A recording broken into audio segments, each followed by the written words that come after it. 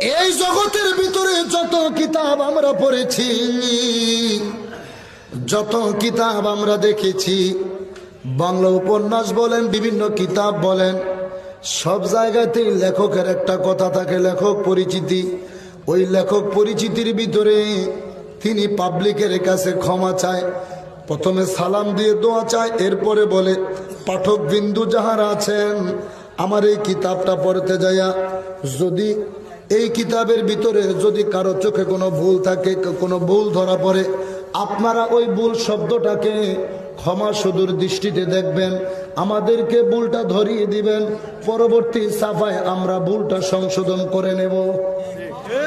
কিন্তু আমার আল্লাহর এই কোরআন দেখেন, কোরআনের শুরুতেই আল্লাহ পাবলিক যাহারা কোরআনটা ছাপিয়েছে, এই হেফজখানার কোরআন শরীফগুলো বিশেষভাবে আমদাদে লাইব্রেরি, প্রথম শুরুতেই লেখা থাকে ইন্নাহু লাকুরআনুন কারীম, নিশ্চয় এই কোরআন আমার আল্লাহর, এই কোরআনের কথাগুলো আমার আল্লাহর কথা।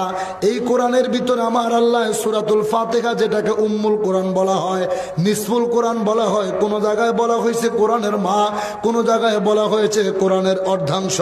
এই সূরাটার পরের সূরার ভিতরেই কোরআনটাকে শুরু করেছে সূরাতুল বাকারা দিয়ে, যেই সূরাটা মদিনায় অবতীর্ণ হয়েছে। হায়রে কপাল ফোরার দল, আরে ব্যাককেলের দল, তুই কত বড় ডক্টরের হাত, কত বড় শিক্ষিত মৌলবী, আমার নবীর চাইতে কোরআনের দামকে তুই বেশি দিলি, অথচ আমার রসুল যেখানে, কোরআন আমার নবীর পিছনে পিছনে সেখানে।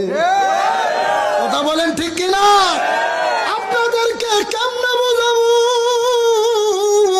চিঠির মালিক যেখানেই থাকুক না কেন, আজ থেকে 5 বছর 10 বছর পূর্বে আপনাদের সন্তান, আপনার ভাই, আপনার বন্ধু যারা বিদেশে ছিল, এই দেশে যখন চিঠির প্রচলন ছিল, যখন চিঠি পাঠাইতো আপনাদের বালি এই গোপালকান্দি, আপনার সন্তান যদি লন্ডনে, আমেরিকায়, কুয়েতের জমিনে থাকতো, একটা চিঠি যখন পাঠাইতো আপনার নাম দিয়ে, এই এলাকায় যিনারা মাহফিল সাজাইলেন, যদি মনে করেন আমার ভাই খোকন ভাই, আমার জাকির ভাই, তিনার একটা সন্তান বিদেশের জমিন থেকে চিঠি পাঠাবে, তার বাবার নাম খোকন, বাড়ির নাম কি, ব্যাপারে বাড়ির নাম দিতে হবে, তার ওয়ার্ডের নাম কি, তার গ্রাম কি, তার পোস্ট অফিস কি, থানা কি, জেলা কি, এই ঠিকানা মোতাবেক দিবে।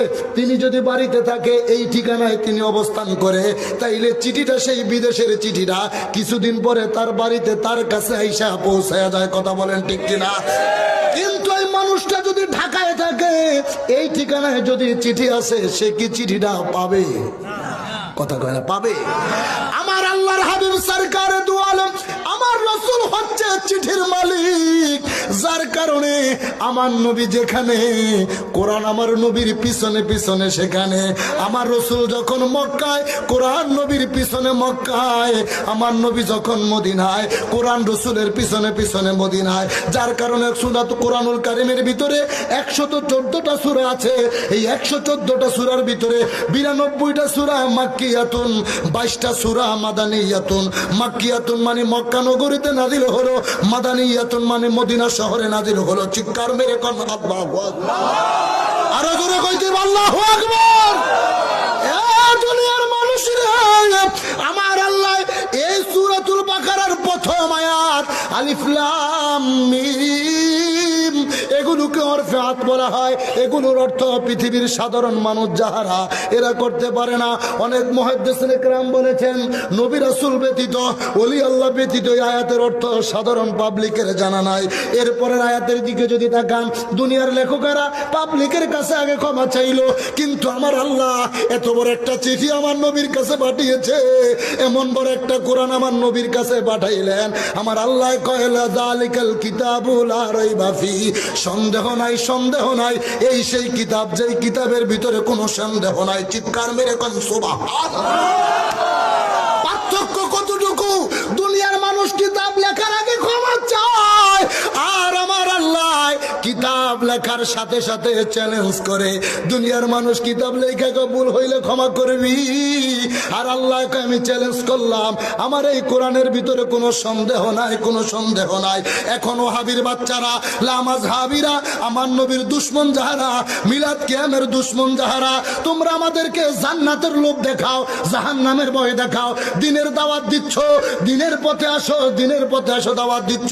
তোমাদের ব্যাপারে তো আল্লাহ 1400 বছর আগে এই একই সূরার ভিতরে দ্বিতীয় পৃষ্ঠায় আমার আল্লাহ জানিয়ে দিচ্ছে, ওরে দুনিয়ার মানুষ, আজকে পৃথিবীতে দেখবেন আপনাদেরকে নামাজের দাওয়াত দেয়, রোজার দাওয়াত দেয়, হজের দাওয়াত দেয়, দিনের দাওয়াত দেয়, কিন্তু নবীর কথা কইলে গায়ের ভিতরে আগুন জ্বলে। ওর বাপ দাদা 14 গোষ্ঠীরা যেই কিতাব পড়ে নাই, 6 উসুলের কিতাব একটা মসজিদের ভিতরে রাখা, নামাজের পরে দুনিয়াটা চেঞ্জ হয়ে যাবে। আপনি যদি তার হাতে একটা বুখারী শরীফ ধরে দেন অথবা একটা ইসলামিক কিতাব ধরে দেন, আল্লাহর কসম এই কিতাবটা সে জিন্দিগিতেও পড়বো না। কিন্তু 6 উসুলের কিতাবটা তার সামনে দেন, যেদিকেই যাক না কেন 5 ওয়াক্ত নামাজের পরে এই একটা ছাড়া আর কোনো সালাম নাই। ঠিক মিছা কথা কইতেছি? এই সমস্ত মানুষদের ব্যাপারে আল্লাহ বলেছে 1400 বছর আগে আমার নবীর দরবারে